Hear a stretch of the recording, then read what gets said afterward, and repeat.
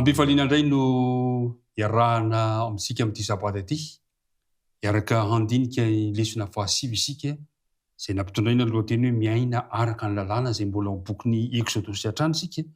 Efa madivadiva hifarana sady ity lesona ity, kanefa dia faly mandrakariva ny miarahaba anao manolotra antsika ny firarian-tsoa amin'izao sabata izao, ka ny fiadanan'ny tompony mba hanomeny ny fonao sy ny ankohonanao ka ny tindinika rahantsika eto anie dia mba hitondra soa sy fitombona amintsika amin'ny fanarahantsika an'Andriamanitra.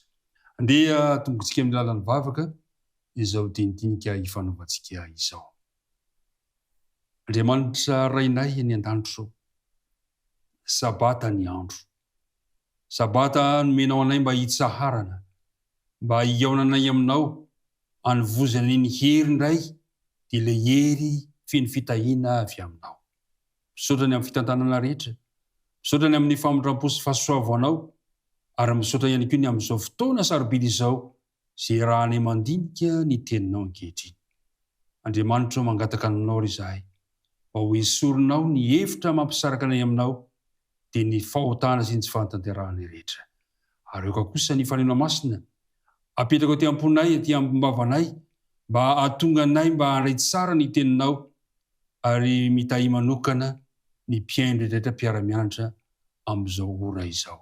Vavaka tononona sy angatanay noho ny amin'ny anaran'i Jesosy. Amen. Amen. Miaraba antsika rehetrarehetra ary miaraba ny izy miravavy ihany koa izay miaraka amiko indray amin'ity androany ity. Araka ny teniko teo hoe ny tinity fanaovantsika androany dia nampitondraina ny lohateny hoe miaina araka ny lalàna. Mangataka anao mba handray ny baibolinao, handray ihany koa ny lesona izay ny ampelantananao satria hiaraka hianatra isika. Milohan'ny andiniantsika azy nefa dia andeha atao ny andinina, atao tadidiana ny tsy anjery zany, ka dia mangataka namako ato mba hanatanteraka an'izay tsy anjery izay. Ny tsy anjerintsika dia ao amin'ny Exodosy 20 ny andininy 12 sy ny 17 manao hoe: ary hoy Jehovah tamin'i Mosesy, izao no laizanao amin'ny zanak'Israely, ianareo efa nahita fa tany an-danitra ny tenenako taminareo, koa aza manao Andriamanitra volafotsy na Andriamanitra volamena ho anareo ho fanampiko. Mahafinaritra izany andininy atao tadidiana izany. Ny fantatsika izany amin'izao fotoana izao fa mbola eo amin'ny tendrombohitra sonay no misy reto vahoaka an'Andriamanitra reto. Aza adino fa herintaona no eo, mandritra ny herintaona no nampianaran'Andriamanitra azy, ka zany hoe manao fisintonana ara-panahy eo zany zareo mialohan'ny andehanana makany amin'ny tany izay nampanantenain'Andriamanitra azy. Ny zavatra misy mantsy tian'Andriamanitra ny avahany ireto vahoaka reto amin'ny firenena manodidina azy, ka andehanana izy ireo eo ambany fitarihiny, eo ambany fahefany, hilefitra mandrakariva eo amin'ny ambany lalàny rehetra. Tadio tsara fa ny lalàn'Andriamanitra mantsy ilay nosoratana teo tendrombohitra Sinay dia maneho mandrakariva ny toetra an'Andriamanitra, manambara an'Andriamanitra, manambara ny fahatsarany, manambara ny fitiavany, manambara ny fahendreny, manambara ny fahamarinany izany rehetrarehetra izany. Ka averitsika ny mandeha teo amin'ny toerana io no dinidinika ifanaovantsika androany eo am-pototry ny tendrombohitra Sinay. Hoy zarentsika telo ny dinidinika ifanaovantsika androany. Ny voalohany ho resantsika anatin'izany dia hoe ahoana no fomba iainantsika ny lalàna. Ny faharoa dia ho resantsika hoe ny drafotr'Andriamanitra mba ahazahoantsika fandresena. Ary ny fahatelo izay tena azo lazaina lehibe dia ny hoe ny lalàn'ny fahamaliana. Ho resantsika izany izay zavatra izay. Tadio tsara fa Andriamanitra talohan'ny nanomezan'Andriamanitra ny didy folo dia niara-niretina reto vahoaka reto. Nahafinaritra ilay tenin'izy ireo. Ahoana ny tenin'ny vahoaka? Izay lazain'i Jehovah dia ho ataonay. Izao nefa zara nitranga hita an'Andriamanitra fa mbola donto sy simba ny fanandevozana rehetra fotoana ela be tany Egipta ireto vahoaka reto, ka tsy vonona loatra ny ankamamy na dia atao hoe ao aza ny finiavany tena izay lazainao Jehovah dia ataonay. Nanapa-kevitra Andriamanitra hanampy an'ireto olona ireto. Izay mahafinaritra an'Andriamanitra. Andriamanitra dia vonona hanampy antsika, hanaovantsika ny sitrapony. Andriamanitra manampy antsika. Ary dia nomen'Andriamanitra lalàna fanampiny. ao anatin'ny taridalantsika dia lazainy hoe boky lalàna izy io fitsipifehezana izy io nomen'andriamanitra mba anampiana reto zanany reto mba atakatra sy hoe ahoana ny fomba hitandrimako ny didin'andriamanitra. Eto ary ianareo miravavy miaraka amiko eto androany miaraka amin'reto mpiaino maro dia maro reto, inona no azo resantsika manoloana mikasika an'izay fizarana voalohany ny amin'le hoe ahoana ny fomba iainantsika, ina ny antony na tonga an'andriamanitra anao an'izay fandaminana izay ka nanomezana ohatrany hoe tsy hoe mahasolo ny didy folo ilay izy fa nataon'andriamanitra mba hitarianantsika hanampianantsika hitandrina an'ilay didy folo. Miarahaba manokana nareo menadary, miarahaba ihany koa ny manaraka ny fandarana rehetra amin'ity sabaty ity. Ahoana ny fomba iainana ny lalàna? Araka ny efa voalaza teo dia donton'ny fanandevozana ny sain'reto zanak'Israely reto. Ao anatin'ilay hoe fanandevozana dia zavatra misy fatimpolo sambo tao ary efa voatarika ao amin'izany izy reto no nafan'Andriamanitra. Rehefa nomen'Andriamanitra amin'izay ilay lalàna na ilay didy folo araka ny hitantsika tamin'ny lesona teo aloha, dia hozy izy hoe niara-niredona izy rehetra araka ilay voalaza teo hoe ho izay lazain'i Jehovah dia ho ataonay. Fotoana fohy monja anefa dia adininy reto zanak'Israely reto izay didy folo izay. Ary izay no antony nampatsivan'Andriamanitra ny hoe nanomena fitsipika fanambiny izany.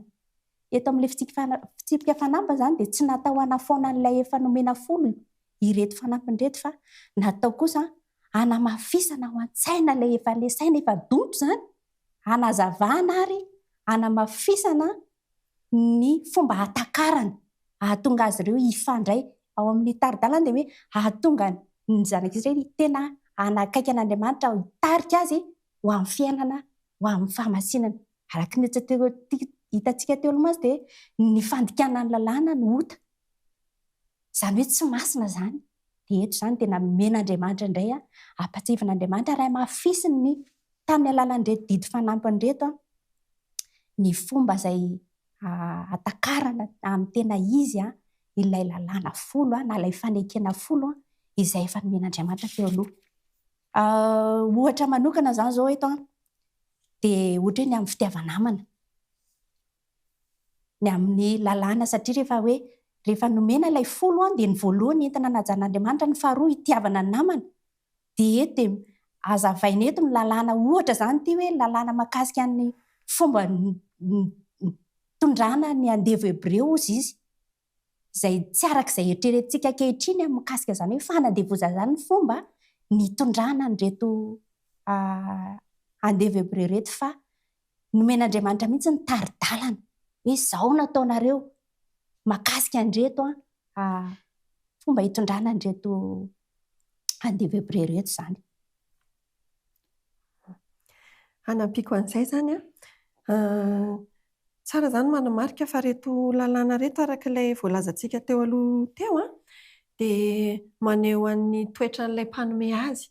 Nisy lalàna izao taloha lalàn'ny Farao izay namoaka didiny hamonoana ny zazalahy teraka tao Israely dia naneho ny toetrany izay lalàna izay. Fa ny an'Andriamanitra kosa eto dia maneho ny toetrany izay hoe te hiaro antsika amin'ny ratsy Andriamanitra, te haneho amintsika ny fahatsarany Andriamanitra. Ka tsindriako izany ilay resaka lalàn'ny fanandevozana teo ohatra, satria misy lalàna hafa koa ohatra hoe lalàn'ny fanameloana ho faty, lalàna momba ny ratra. Fa rehefa diniantsika izany izay ao amin'ny Exodôsy toko 1:20 no misy an'izay, dia hita fa mitsinjo an'ny olon'Andriamanitra rehefa mamoaka lalàna. Ny andevo hebreo izao ato ao aorianan'ny taona mahandevo azy dia afahany izy amin'ny taona fahafito. Ary raha tsy hoe te hijanona miaraka amin'ny tompony izy hozy izy ato ary ny sabata koa arany dia tsy maintsy homena azy na dia andevo aza izy, homena an'izany andro sabata izany izy malalaka hitsarany. Mahafinaritra ilay le fandaminana napetrak'Andriamanitra. Ny tena tanjon'Andriamanitra zany amin'ity le fanampony ity dia ny mba ahatonga afantatra hoe ao aiva izy zao ny fitandremana ny tititofolo ity. Betsaka ireo karazan-dalàna ao anatin'ilay izy ary ao anatin'izany hoe momba ny amin'ny fanambadiana, ao anatin'izany amin'ny resaka hoe sanatria ve misy olona mamiteny ratsy ny rainy na mamono fatiny ny ray aman-dreniny. Hitantsika eo ihany koa ny mety hoe misy olona manana biby fiompy dia manimba ny tanimbolon'ny olona ry ananina ry. Hitantsika ihany koa ny ohatrany hoe raha nindrana zavatra taman'olona ianao dia very ilay izy. Dia nisy fandaminana napetrak'Andriamanitra tao anatin'ny zavatra izay. Ny antony nametrahana an'ity fitsipika ity dia ny mba hampirindra ny fiarahamonina ary mba hampihenana ny fianaka ny mety faharatsiana. Izay hitranga tamin'izany fotoana izany. Ary ny tena mahafinaritra indrindra azy anatin'ilay izy dia ny mba hatsapahan'ny olona fa Andriamanitra te hanampy antsika amin'izay fandaminana rehetrarehetra ao anatin'izay zavatra izay. Dia ny resahany tao ihany koa manasanareo mba hijery amin'ny Exodus 17:20. Exodus 17:20 dia norasainy eo misy any hoe amin'ny 10:10. Ary entorana hamafazanao ny taninao sy hanangonanao ny vokatra fa amin'ny taona fahafito kosa dia hatsahatra ao tsy ho volena izy. Rehefa niresaka momba an'izany Mosesy tamin'ireto olona ireto dia tonga dia mitarika ny saina metrahany amin'ilay didy faefatra. Inona ilay didy faefatra? Mahatsiarovany andro sabata hanamasina azy. Dia izay lazainy amin'ny 12:20 hoe enemana no hanaovanao ny raharahanao fa amin'ny andro fahafito dia hitsahatra ianao. Dia mahafinaritra zany fa ity resaka fitsipika lalàna ity zany ahoana fomba iainana azy dia izao anjarantsika fotsiny manaiky izay fandaminana omen'Andriamanitra. Arak'ilay hitantsika teo izany nisy andro firaviravona napetraky Andriamanitra ho tandremany zanak'Israely. Nisy an'izany hoe Paska, nisy ny Pentecoste, nisy ny fetin'ny Tabernakely. Dia tsy inona ireo fa fampatsiahivana ny tranga manan-danja tamin'ny tantaran'ny famonjenany zareo zany. Satria novonjeny zareo afaka tamin'ny fahandevozana. Dika inona moa zany amin'izao androntsika ankehitriny izao fa dia ny fahandevozana dia ny fahandevozana amin'ny fahotana. Ary inona ny ataontsika zany mba ahatsiarovantsika ny tantaran'ny famonjena?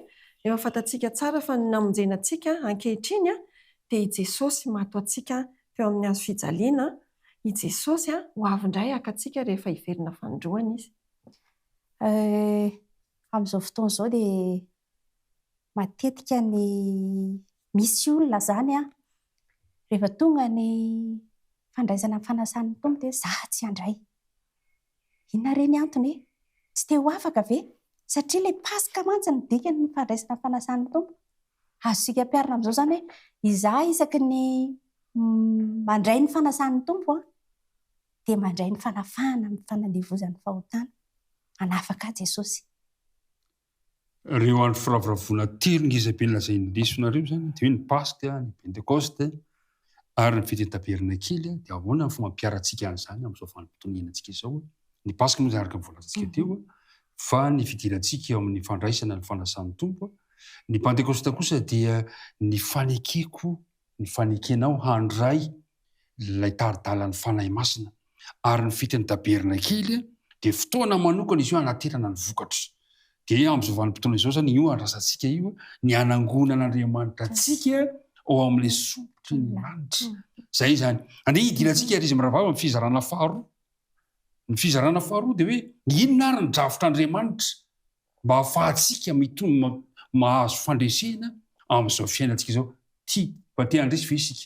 Mila fandresena isika. Inona ny drafitr'Andriamanitra tao anatin'ity bokin'ny Exodus izay niarahantsika ananana ity ho an'ireto vahoakan'Andriamanitra, ho an'ireto zanak'Israely sy ho antsika ankehitriny. Inona no drafitr'Andriamanitra? Manana drafitra tokoa Andriamanitra tany am-boalohany. Ny drafitr'Andriamanitra tany am-boalohany dia tena tsara. Satria tsy mba fikasan'Andriamanitra mihitsy ny edintsika, ny tazomantsika fitaovam-piadiana ka hifanandrinantsika mivantana amin'ny fahavalontsika. Fa ny ao amin'ny tantaran'ny zanak'Israely aza dia tsy fikasan'Andriamanitra ny edian'izy ireo tamin'ny hakany ny tany Kanana. Manana teny fikasana betsaka izy ireo amin'ny Exodus 3:20 ao azontsika jerena ny 17 ny 17 sy ny manaraka fa hoy Jehova hoe ampandefa nenitra eo anoloanao satria zany izay fomba izay no androahana an'ireo olona tao amin'ny tany Kanana, fa tsy hoe natao vononana iadivana zany ny mponina tao amin'ny tany Kanana. Dia mbola misy koa hoe tsy kelikely no androahako azy eo anoloanao, hatramin'ny ranomasina mena ka hatramin'ny ranomasin'ny Filistina nataoko faritaninao, hanolotra ny mponina amin'ny tany ho eo an-tananareo. Izany hoe Andriamanitra mihitsy zany tena miady ho an'ny zanak'Israely ary miady ho antsika. Izay no tena drafiny. Ka ny anjarantsika zany dia ilay manaraka an'ilay drafitr'Andriamanitra. Teny mihitsy Andriamanitra ny amin'izay tokony hatao. Eo amin'ny 20 ngelo hoe vakitsika kely ny Exodosy 7:20 eo amin'ny 20. Indro izao maniraka anjely eo alohanao hiaro anao any an-dalana sy hitondra anao ho any amin'ny fitoerana izay namboariko. Dia 120 ty ilay toromarika voalohany. Indro Andriamanitra zany efa manome sahady ny drafitra. Indro izao maniraka anjely ao amin'ny fanazamana ny taridalanao izy dia hoe Jesosy mihitsy io anjely io. 120 dia hoe mitandrema eo anatrehany ka mihaino ny feony ary aza mampatezitra azy fa tsy hamela fahotanareo izy fa ny anarako no ao aminy. Voalohany zany dia mila mihaino eno ny feon'Andriamanitra. Anaraka an'ilay drafitr'Andriamanitra zany tsika eto. Faharoa dia Andriamanitra mihitsy no efa manome teny fikasana zany fa na dia ny aretina ary eo amin'ny andiny manaraka ao dia ho afaka. Ary efa voalazanao teo ilay tsitsondriko mibetsony ilay hoe sorony tsy kelikely.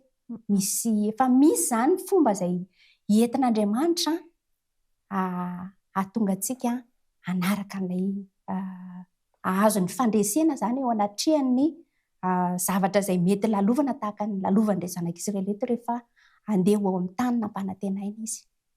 Ny drafitr'Andriamanitra zany dia ny hoe hitondra anao any am-pifandresena izy. Zay. Dia ataon'Andriamanitra daholo izay fomba ahafahanao makany amin'ny lalan'ny fandresena, fa ianao kosa nefa manana ny anjaranao. Inona ny anjaranao? Ienoa ny feony, mienoa an'Andriamanitra, iaino feony ianao izy ka anao izay rehetra lazaiko. Dia izao ny lazay dia ho fahavalonao sy ho rafinao. Nanao modely mihitsy Andriamanitra tamin'ny nanafahana reto vahoaka reto niampita ny ranomasina mena. Tsisy ezaka sy tanjaka olombelona mihitsy ny ampitana an'io ka hoe zaka tenina mahay milomano fa Andriamanitra mihitsy no niady. Ary ny drafitr'Andriamanitra zany amin'ny fitantanantsika makany amin'ny kananan'ny lanitra amin'ilay fiainana mandrakizay dia tsisy ezaka olombelona. Marina fa eo ny fanoloran-tenanao, fanatonanao an'Andriamanitra.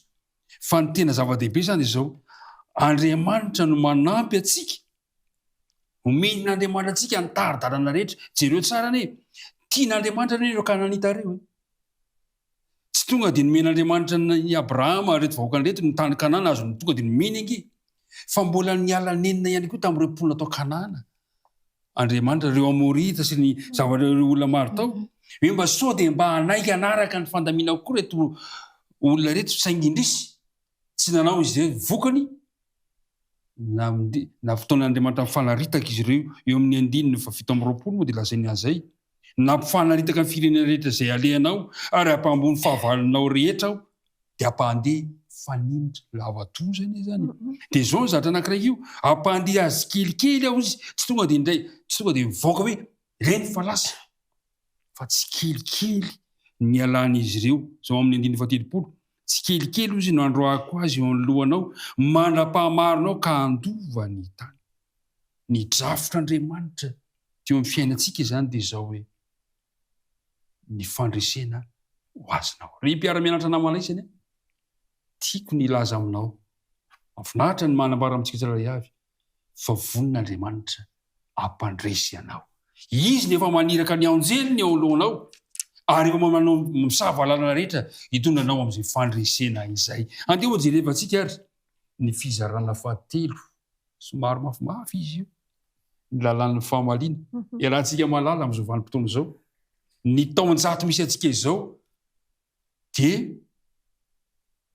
aza raha azo lazaina hoe sanatria hoe taonjaton'ny valofaty fa tena mahafinaritra ny olona ny mamaly faty ary izay no resantsika ahoana ny fomba nampianaran'Andriamanitra ireo Israelita teo tendrombohitra Sinay mikasika an'izay teo zavatra zay satria fiarahamonina mantsy izy io fantatsika tsara fa Andriamanitra dia nametraka mpitsara ho an'ny mpitsara zany manana andraikitra lehibe izy ireo amin'ny firenena eo amin'ny toerana Andriamanitra mihitsy no nifidy an'izy ireo olona mahay olona manana fahendrena olona matahotra an'Andriamanitra kanefa ny zavatra hitan'Andriamanitra tao anatin'ny reto vahoaka reto ohatra ny tady paritaka ilay resaka valofaty sy ny karazany dia napitraka ireo taritarnareo ahoana re ny fomba mba ilazanareo amin'ny rahavavy mba ilazantsika mpiara-mianatra rehetra ny mikasika ny amin'io satria ohatra mampilasa ny eritreritra ihany ilay teny manao hoe fa maso solony maso tohatra tonga dia avetrany tonga dia valofaty any izany eny tompoko dia ny tenin'Andriamanitra ilay malitsika n'ilay fanontaniana satria somary sarotsarotra hoe ahoana zany ny fomba izay hanatanterantsika sy hampiarantsika amin'izany maso solony maso zany dia sokafantsika ny baiboly eo amin'ny Matio 5 dia vakiantsika manomboka amin'ny 9:30 dia ny manaraka rehetra fa tsongatsongaikitsika tsikelikely eo 9:30 sy ny 10:30 aloha no jerentsika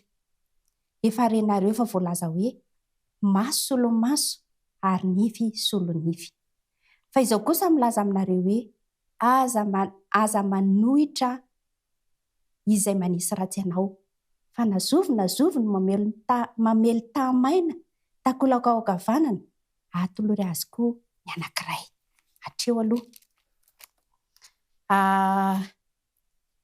tena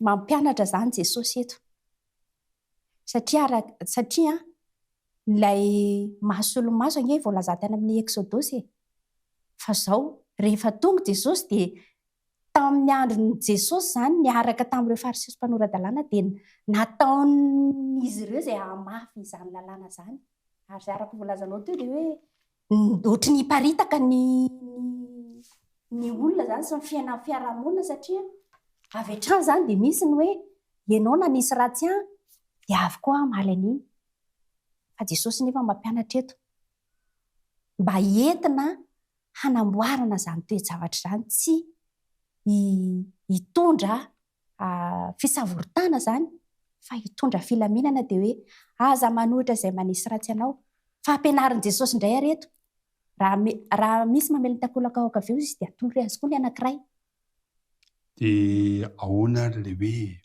maso solony maso raha zay zay resahana satria manko raha ohatra ka jerena hoe manohitra ve Jesosy le zavatra nylazaina tary amin'ny testamenta taloha tena manohitra zay hoe Jesosy sa inona ny tena antony nahatonga Jesosy teo tendrombohitra naovan'i Jesosy ny toriteny io zany hoe tena ofisialy fa inona ny antony tsara ho mariantsika aloha zany fa ny lalàna izay ao amin'ny testamenta taloha dia Andriamanitra koa nanome azy ka tsy Jesosy no nanohatra azy tsy akory tsy hoe diso akory ny lalàna tany amin'ny testamenta taloha hoe maso solony maso fa ny fandraisan'ny olona azy no miambivoana mandrakariva tahaka ny tamin'ny andron'ny zanak'Israely hoe 400 taona mahery babo tao Egipta dia nanjary adininy hatramin'ny Andriamanitra sy ny toetrany dia ohatr'izany koa arakaraka ny fahelan'ny fotoana hatramin'ny andro nahatongavan'i Jesosy teto tany dia efa nivoana indray ny zanak'Israely ny fariseo sy ny jiosy tamin'ny fandraisana an'io lalàna io ka ny voalaza teo izay nozavain'i Jesosy teo dia izay mihitsy hoe i Jesosy tonga mba hanazava ny fomba tokony hampiarantsika n'ilay lalàna ka ilay hoe maso solony maso dia rehefa tena dinihana tsara ilay ao amin'ny Exodosy 20 manko io nalain'i Jesosy io rehefa dinihantsika tsara io dia izao ny voalaza ao hoe ao amin'ny Exodosy 20 Jesosy ary raha misy olona mifanditra ka mandratra vehivavy manananaka ka teraka tsy tonga volana ny zanany kanefa tsy misy maninona dia hosaziana tokoa ilay olona arak'izay hanaovany vadin-draha vehivavy azy, ary handoa arak'izay andidina mpitsara izy. Fa raha misy maninona kosa dia hanome aina solon'ny aina ianao, ary maso solon'ny maso, nify solon'ny nify, tanana solon'ny tanana, tongotra solon'ny tongotra.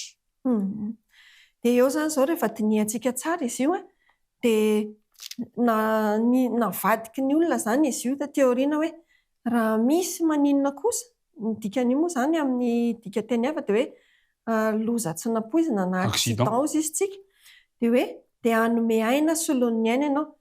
Lasa avadikintsika hoe aka aina solon'ny aina.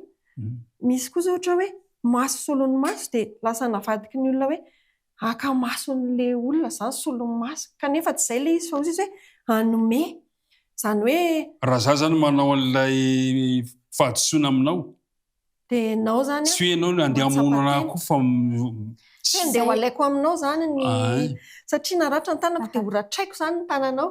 Fa izany manontra fahadisoana ataoko izany. Zay ny antony nametrahana le misy mpitsara hitsara an'izany zavatra izany, ary misy vavolombelona foana izany, misy vavolombelona foana dia miankina amin'izay mihitsy ny valin'ny fitsarana avy eo arak'izay trangany seho. Raha fahazoko an'izay teny izay zany, ny mpitsara zany tsy maintsy mamadibadika bokin'ny lalàna satria ny voasoratra izy io. Ia, ohatran'ny mialatsy fa tapaka ny tenao tato. Marina mihitsy izay ka. Fa ny zavatra nataon'ireo mpitsara ireo dia tsy maintsy araka ny lalàn'Andriamanitra ihany. Ary ireo mpitsara ireo dia efa olona nitsongaina manokana araka ilay lesontsika tany aloha tany hoe olona manana fahendrena ireo sady matahotra an'Andriamanitra ireo ary ireo dia mandinika tsara aloha vao manapa-kevitra fa tsy taitaitra. Ary tamin'ny andron'ny zanak'Israely moa dia nisy mihitsy koa ilay antsoina hoe tanàna fandosirana, ilay natao hitsarana ny olona ary iarovana ny olona tsy hiaran'ilay valifaty satria mbola tsy voatombana tsara ny zavatra niseho. Dia ohatran'izany koa ireo lalàna rehetrarehetra ireo zany ny tanjony tany am-boalohany dia ny iarovana mandrakariva mba tsy hisian'ny valifaty ataon'ny tena manokana aloha, mba hisian'ny fifandanjana tsara eo amin'ny atao hoe rariny sy ny hoe fahamalinana valifaty. Ary izay mihitsy ny tena antony nahatonga an'i Jesosy hanao ny toriteny lehibe io teo tendrombohitra raha izany fandihany, satria izao andeha ho jerevantsika eny voalaza ny Romanina 12:10. Izao no lazain'i Paoly, ry malala, aza mamaly ratsy vao meo lalana ny fahatezerana, fa voasoratra hoe ay ny fahamaliana, izaho no amaly ho Jehovah. Dia mety ametraka fanontaniana manao hoe matiantoka ve izany ianao raha ohatra ka izay? Dia anaovany olona tsy rariny foana ve ianao? Dia izao no voalaza amin'ny filazantsara ny Lioka 9 ka ny 9:7. Hoy izy hoe mifalia ianareo amin'izany andro izany ka mibita, fa indro lehibe ny valim-piti ianareo any an-danitra, fa izany no ataon'ny razany tamin'ny mpaminany. Ny valim-piti ianao, miandry ianao, aza mamaly ratsy ny ratsy. Ary izay nahatonga an'i Jesosy teo tendrombohitra manao hoe aoko tanteraka ianareo toy ny fahatanterahany-drainareo izay any an-danitra. Inona moa ilay fahatanterahana? Inona ilay fahatanterahana tian'i Jesosy resahana? Fahatanterahana lafin'inona izy io? Fitiavana, famelana heloka ary ny famondrapo. Ifahamarana ny tindingitsika izy miravavy, inona no azon'ny resahana ro farany alohan'ny hamarana anazy amin'izao ora izao. Izany no mba hamarana voalohany ianareo. Ndao atondray ary aloha mba asaiko mamarana voalohany dia ianao no... Ia, voalaza tao anatin'ny lesona notiniantsika teo fa tsy mba tao anatin'ny drafitr'Andriamanitra ho antsika ny ady mivantana zany tsika, ny handray kobay, ny handray sabatra raha te handresy.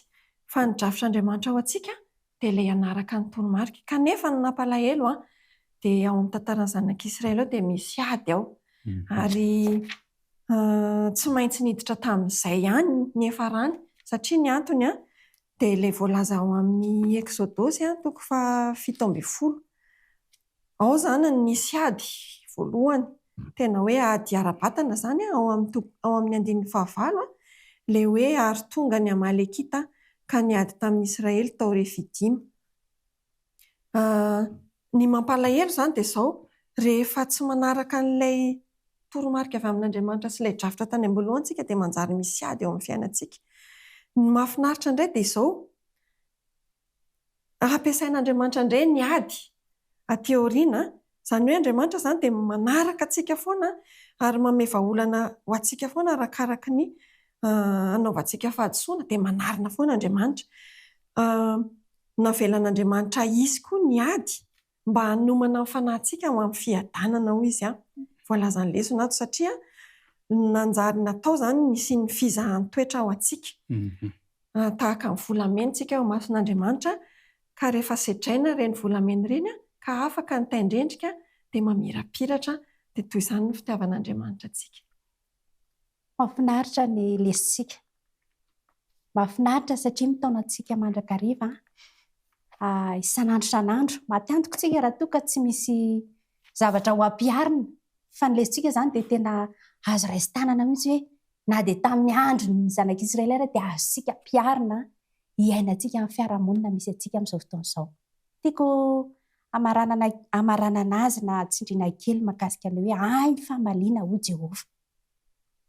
Eo amin'ny fiainantsika izany dia mety misy ny zavatra ady arak'izay voalazay. Fa tiano andeha ho vakiantsika raha antsika mamaky ny Matio 1, ny 4 sy ny 5. Matio 1, 4 sy ny 5. Vakiantsika amin'ny anaran'i Jesosy. Mba atao ao amin'ny mangingina ny fiantranao, ary ny rainao izay mahitanao amin'ny mangingina no hamaly anao. 5. Fa ianao kosa raha mivavaka dia midira ao amin'ny efitranonao, ka rehefa voarindrinao varavarana dia mivavaha amin'ny rainao izay ao amin'ny mangingina, ary ny rainao izay mahita ao amin'ny mangingina no hamaly anao. Ngany mba ho tanteraka amintsika izany. Ary eto sady dia hisintona ny saintsika ny amin'ny taridalana manaraka sahady amin'ny 3 volana faha-4. Efa vonona etam-pelantanana ny taridalana ho amin'ny 3 volana faha-4. Toy izao ny endriny, misy ny endriny amin'ny endrika izay tsotra, ary misy amin'ny endrika izay mitambatra mofinaina izany. Lesona ho an'ny lehibe reto etam-pelantanantsika reto fa azontsika sahady jifaina manomboka amin'ny 1 volana Septambra. Amin'ny alatsinainy ho avy izao izany dia efa afaka manjifa izany isika raha tia azo sahady ny taridalana ho amin'ny 3 volana manaraka. Ny Exodosy no ianarantsika tamin'ity 3 volana ity, fa amin'ny 3 volana manaraka kosa dia ny lesona momba finoana ao amin'ny bokin'i Josoa. Maniry raha tsy ho diso anjarontsika rehetra fa hanana tombontsoa amin'ny fandraisana ny toromarika rehetra avy amin'ny Andriamanitra amin'ny alalan'ny lesona sekoly sabata izay ianarana isan'andro. Ny vidiny tsy mbola miova amin'izao fotoana izao amin'ny vidiny izay efa fantatsika. Ry mpiara-mianatra namana isany misaotra antsika rehetra naharitra hatramin'ny farany. Tadio fa mbola eto amin'ny tany pahavalo misy antsika ankehitriny. Mbola manaintainy, mbola miaritra ny fahoriana vokatry ny fahotana. Mbola eto amin'izao tontolo izao isika. Kanefa eto no iandrasantsika ny fanampian'Andriamanitra. Manampy antsika Andriamanitra tadio tsara fa ny dia tongony no efa manamasina ny lalantsika makany amin'ilay fiainana mandrakizay. Ny satro tsilo teo amin'ny lohany izay nandratra azy no anisany anankiray manamboatra sy mananatra antsika ihany koa. Ny azo fijaliana rehetra nasaina ny iantsoroantsika dia efa nety ny talohantsika. Ry mpiara-mianatra namana isany, avelan'ny tompo isy ny ady eo alohantsika mba ahafahantsika mitoko tanteraka aminy. Manana drafitra ho anao Andriamanitra dia ny ampandresena anao. Ny angatahana amiko fotsiny dia izao. Aza manangana, aza mamorona Andriamanitra volafotsy na Andriamanitra volamena, anampitsika n'Andriamanitra fa ataovy ampy ho anao ilay Andriamanitra izay mitantana antsika, izay efa namoaka antsika avy any Egypta ho any amin'ilay tany nampanantenaina. Tompo anio ombanao ary raha sitrapon'Andriamanitra dia mihaona indray tsika amin'ny sabata heriny androany. Dia hiaraka hivavaka ary isika ankehitriny.